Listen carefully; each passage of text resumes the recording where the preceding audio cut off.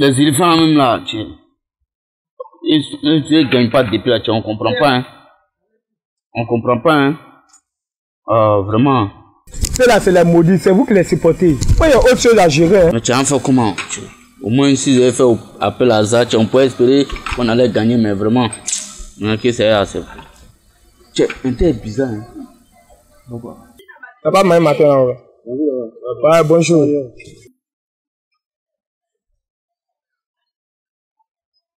Joe, ça va? Mon frère qui se porte pas bien. Ah, il a quoi? Et on s'est couché, on se réveille. C'est un putain mort, on comprend pas. Iko Mou, Kabako. Ça là, moi je suis sûr que ça là c'est la sorcellerie. Pourquoi tu dis ça? La dernière fois là, on allait rendre visite à une tante là. Elle est très méchante, ça là, c'est une sorcière, c'est elle qui lui a lancé ça. Ça là, moi je suis sûr que ton frère a cherché femme de quelqu'un. Ou ça il a fait Zamou ou bien? Est-ce que c'est pas mal couché? La main t'a décrit là. J'ai l'impression que c'est un AVC. Hein? AVC? AVC c'est maladie des vieux. Son frère est jeune là. C'est maladie des blancs. Hein. Et c'est pas maladie des jeunes. L'AVC ne s'attaque pas seulement aux personnes âgées, aux blancs, à ceux qui sont nantis. Je vous rassure, l'AVC s'attaque à l'heure actuelle aux enfants. Donc la solution, c'est d'aller voir un spécialiste.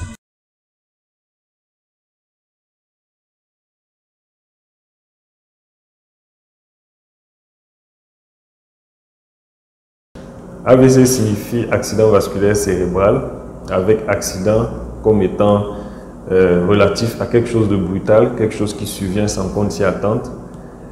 Vasculaire comme relatif aux vaisseaux, les vaisseaux étant les tuyaux dans lesquels, une sorte de tuyau dans lesquels le sang circule. On a les artères, on a les veines.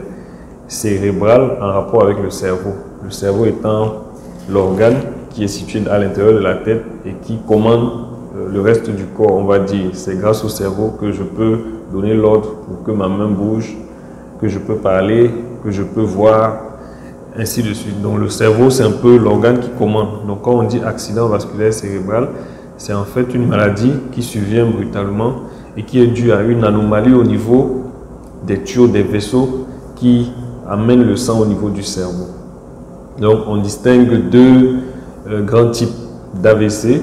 Et si on considère que le cerveau c'est une plante, une fleur par exemple, et que on utilise un tuyau pour arroser la plante et que le tuyau représente les vaisseaux et l'eau représente le sang, et donc l'AVC va correspondre donc à deux possibilités, soit le tuyau qui se casse, on aura un AVC hémorragique, et l'eau qui se verse à l'intérieur au niveau de la plante, donc comme si le sang se verse à l'intérieur du cerveau, de la tête. Et le deuxième type, c'est le tuyau qui se bouche. Et on a le type, c'est les AVC ischémiques. Donc dans ce cas-là, c'est un caillot de sang qui bouche en fait un vaisseau. Et il y a une partie du cerveau qui ne va pas recevoir le sang. Donc dans les deux cas, lorsque la fleur ne reçoit pas l'eau, elle ne peut pas fonctionner normalement. Donc en quelque sorte, elle va mourir ou bien elle va souffrir tout au moins. Et donc dans le cas aussi du cerveau, la partie qui n'a pas reçu le sang va également souffrir et une partie peut même mourir, et le rôle que cette partie joue sur l'organisme va immédiatement être troublé. C'est pourquoi une personne peut être en bon état, tout va bien, et subitement elle a un côté du corps qui ne bouge plus bien, tout simplement parce que la zone qui commande ce côté du corps là a été touchée par un AVC. L'AVC peut toucher tout le monde. Ce n'est pas une maladie seulement des blancs ou seulement des riches. C'est une maladie qui peut toucher tout le monde. Elle peut toucher surtout les vieux, mais elle peut toucher les jeunes. Il y a même des AVC qui touchent les enfants, même si les causes ne sont pas exactement les mêmes que chez les sujets âgés, mais il y en a. Donc il ne faudrait pas qu'on dise non, c'est la maladie des vieux, moi ça ne me concerne pas, ou bien c'est les choses des blancs, c'est les choses des riches. Ce n'est pas vrai. Elle peut toucher tout le monde. Nous, on rencontre dans les hôpitaux des sujets jeunes qui font des AVC. Ils sont de plus en plus nombreux. On rencontre des sujets qui ne sont pas riches, qui font des AVC. C'est vrai que c'est une maladie qui est liée en grande partie au mode de vie, mais même les sujets qui n'ont pas de ressources peuvent en faire.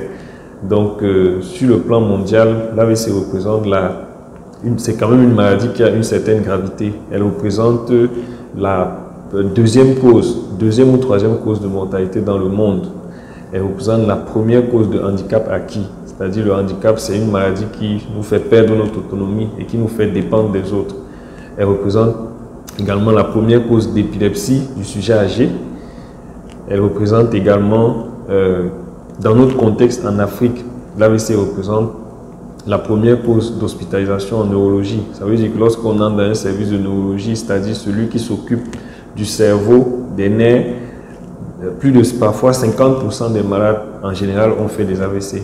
Donc si on considère également sur le plan du coût, c'est une maladie qui entraîne des dépenses énormes. Elle entraîne des coûts vraiment, comment on appelle, très importants. On va voir peut-être déjà le fait que la personne soit malade, elle ne peut pas travailler, c'est une chose.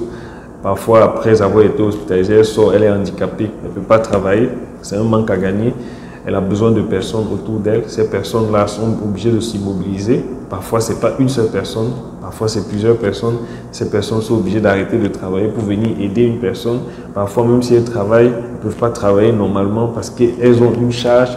Et vous imaginez sur le long terme ce que ça peut représenter. Donc, c'est une maladie, si on considère ces différents aspects, c'est quelque chose vraiment d'assez grave. Parce que même si on considère seulement le handicap pour un sujet jeune, peut-être de la quarantaine, qui avait sa vie normalement et qui se retrouve à un côté qui est paralysé. Même s'il récupère, il ne marche plus normalement, il y a peut-être des choses qu'il ne peut plus faire.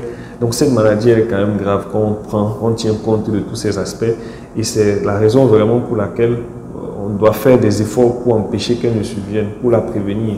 Et l'avantage vraiment, c'est qu'il existe des moyens de prévention qui sont à la hauteur, c'est-à-dire qui sont à la portée de tous et qui sont à la portée même de nos pays africains. Et c'est pourquoi il est important, il est primordial que nous options de manière massive vraiment pour ces mesures de prévention pour pouvoir empêcher ou réduire ou, comment on appelle, diminuer la survenue de cette maladie dans notre contexte.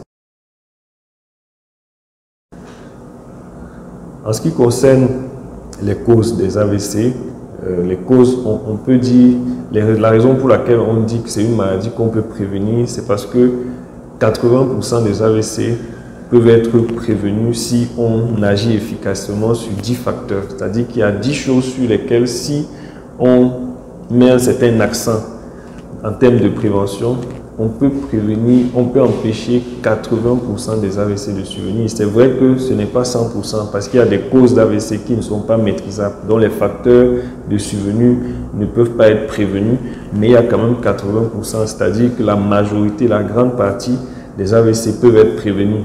Et ces 10 facteurs, ces 10 éléments-là, c'est essentiellement l'hypertension artérielle. Ça, on va dire que c'est le facteur majeur, c'est le facteur principal. La plupart des personnes qui ont fait un AVC avaient soit été connus hypertendus, soit ils savaient qu'ils étaient hypertendus, ils ne prenaient pas leur traitement, soit ils n'avaient jamais fait leur dépistage de l'hypertension artérielle. Il y a le diabète, il y a les problèmes de cœur, les cardiopathies, dans lesquelles le cœur ne bat pas normalement, il y a un caillot de sang qui se forme et il va aller boucher un vaisseau au niveau du cerveau. Il y a les maladies du cholestérol des graisses, les dyslipidémies, le mauvais cholestérol élevé, les choses comme ça. Il y a le stress chronique, il y a la consommation excessive d'alcool, il y a le tabagisme, il y a l'activité physique insuffisante, il y a la mauvaise alimentation, excès de sel, excès de sucre, excès de graisse, comme on le disait, il y a l'obésité.